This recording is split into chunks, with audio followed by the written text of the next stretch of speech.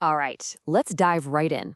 Today, we are digging deep into the AI revolution. But we're not just going to talk about code. We're going to follow the money because that's where the real story is.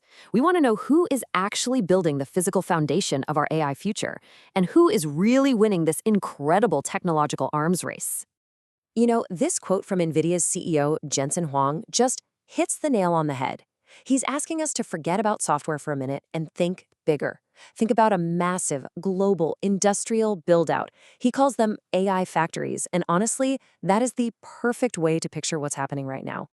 And believe me, this isn't just some catchy phrase. Look at this number, $62.3 billion. And that's not their total company revenue. Nope, that's just what their data center division pulled in, the part selling the hardware for these AI factories, in a single quarter. I mean, the scale of this thing is just staggering. So, that leads us to the big questions for today. If NVIDIA is building the engines, then who on earth is building the actual factories? And maybe more importantly, what kind of shockwaves is this construction boom sending through the entire market? Okay, first things first.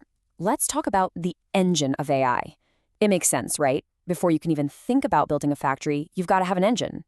And to really get what's going on, we have to start with the one company that's building the hardware that powers pretty much everything.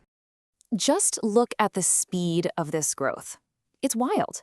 In only 1 year, NVIDIA's data center revenue shot up by 75%.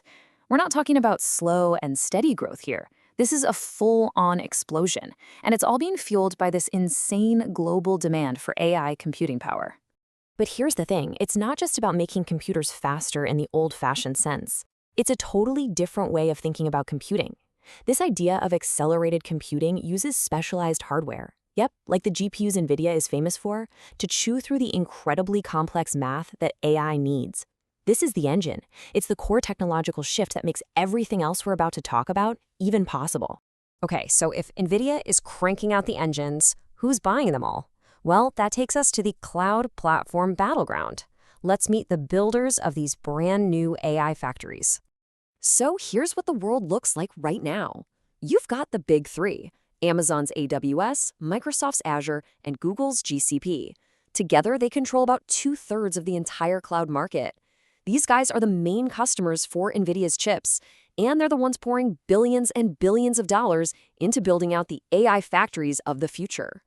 Now, for the longest time, each of these giants kind of had their own lane. As you can see here, AWS was the everything store. It had the biggest menu of services. Azure was the default choice for big companies that were already deep in the Microsoft ecosystem.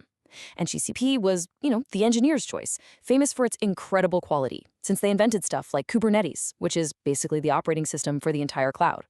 But that's the old story. Because these days, the fight has moved almost completely to AI. Azure's trump card, it's their exclusive partnership with OpenAI. If you're a big company and you want GPT models, you go through Azure. Google's fighting back with its own custom-built AI chips, called TPUs, and its killer data analytics tools. And AWS, well, they're sticking to their classic playbook, offering the biggest selection of chips and their massive do-it-all machine learning platform, SageMaker. Now, this crazy competition, it's not happening in a bubble. The colossal amount of money being poured into this AI arms race is sending huge shockwaves across the entire global economy. Let's just paint a picture of the first quarter of 2026. To put it mildly, it was a pretty rough time for the markets. You had geopolitical tensions, energy prices were spiking. It created a ton of uncertainty, and as a result, the broad S&P 500 index took a pretty serious tumble, falling over 4%. And if you dig into the numbers, you can see the pain was even worse for those tech-heavy growth stocks. I mean, they plunged almost 10%.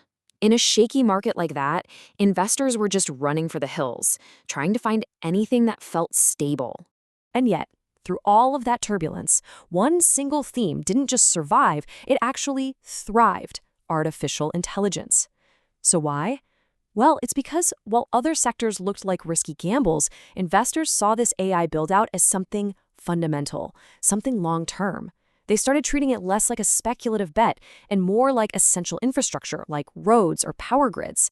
So what does this all mean for you? What's the big takeaway from all this? How is anyone, from a developer to an investor to a business leader, supposed to navigate this completely new landscape? Well, the answer, as it turns out, is not to try and pick a single winner. The clear trend in the industry, we're talking about 75% of companies, is what's called a multi-cloud strategy. The idea is simple. Don't put all your eggs in one basket. Instead, you pick and choose. You use each provider for what it's truly best at. Maybe that's Azure for OpenAI, GCP for your data, and AWS for its huge ecosystem. So really, the key here isn't about finding the one best platform on some spreadsheet. It's about asking the right questions for your specific situation. Practical stuff. What does your team already know how to use? Which vendors are you already paying? What kind of people can you actually hire in your city? The right choice ends up being a very practical decision, not a theoretical one. So we started this whole thing by talking about AI factories, and it's pretty clear an industrial revolution is actually happening. The first wave of AI, that was built with code. This new wave, it's being built with steel and silicon and literally trillions of dollars, which leaves all of us with one final massive question. What will these new factories ultimately produce?